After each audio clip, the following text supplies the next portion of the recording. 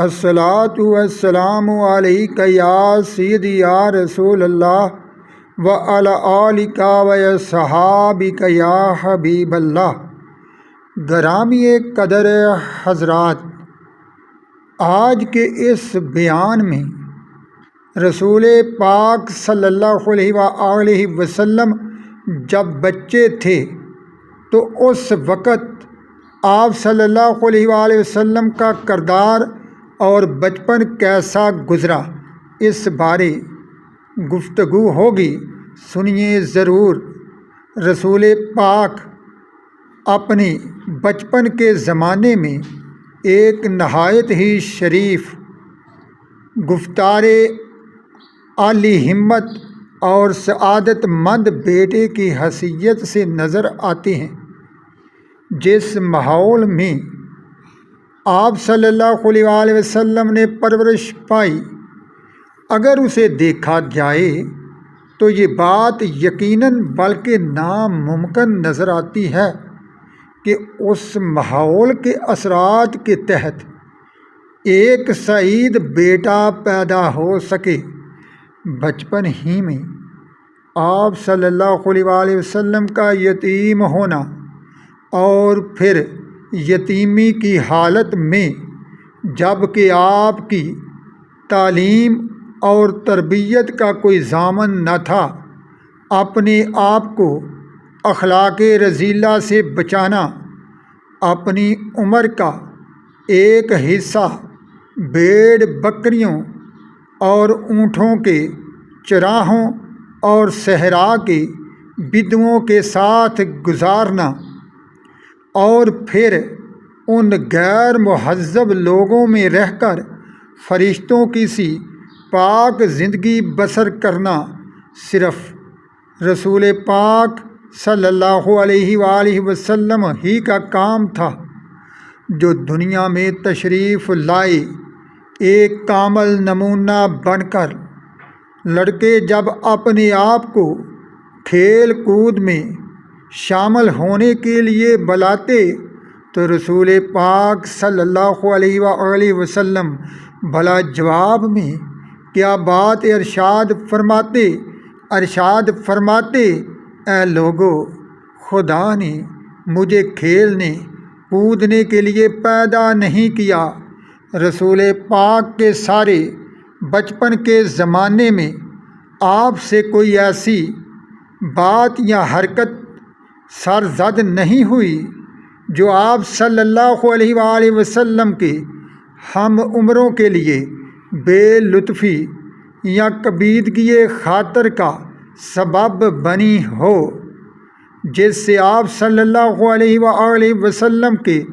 سرپرست یا بزرگ ناخوش ہوئے ہوں۔ والد اور والدہ کی وفات کے بعد آپ سرکار کے دادا عبد المطلب نے آپ صلی اللہ علیہ وآلہ وسلم کو اپنی سرپرستی میں لیا۔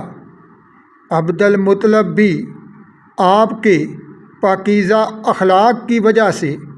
آپ صلی اللہ علیہ وآلہ وسلم سے بہت زیادہ محبت کرتے تھے۔ گو عبد المطلب کے اور بھی بہت سے پوتے تھے، مگر وہ آپ صلی اللہ علیہ وآلہ وسلم ہی کو سب سے زیادہ چاہتے تھے۔ بیت اللہ کی اس مسند پر جس پر ان کے سوا کوئی اور نہیں بیٹھ سکتا تھا، چاہے وہ عبد المطلب کا کتنا ہی عزیز کیوں نہ ہو، حضور صلی اللہ علیہ وآلہ وسلم کو آپ صلی اللہ علیہ وآلہ وسلم کے دادا اس مسند پر بیٹھنے سے منع نہیں کیا کرتے تھے، بلکہ بعض دفعہ رسول پاک صلی اللہ علیہ وآلہ وسلم کو اپنے کندھوں پر بٹھا کر کعبہ کا طواف کیا کرتے تھے۔ جناب عبد المطلب کی وفات کے بعد رسول پاک صلی اللہ علیہ وآلہ وسلم کے سگے چاچا ابو طالب آپ کے سرپرست بنے۔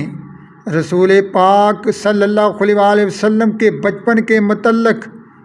وہ اپنے الفاظ میں اپنی رائے کا اس طرح اظہار کرتے، کہتے میں نے کبھی بچپن میں آپ صلی اللہ علیہ وآلہ وسلم کو جھوٹ بولتے دیکھا، نہ ہنسی مذاق کرتے دیکھا، نہ کبھی کوئی آپ صلی اللہ علیہ وآلہ وسلم سے جہلوں والی بات سنی، اور نہ کبھی آپ صلی اللہ علیہ وآلہ وسلم نے بازاری